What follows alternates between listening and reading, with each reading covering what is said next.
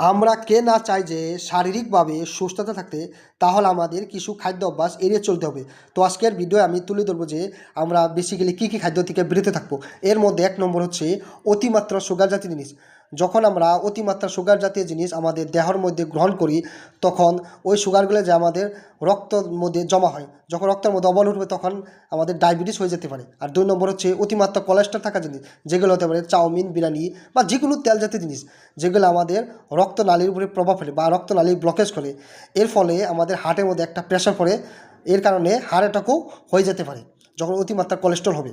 আর তিন নম্বর হচ্ছে process food, যেগুলোর মধ্যে রয়েছে বিভিন্ন ধরনের কেমিক্যালস বা বিভিন্ন ধরনের খারাপ উপাদান, যেগুলো আমাদের শরীরের মধ্যে নানানভাবে প্রভাব ফেলাতে পারে।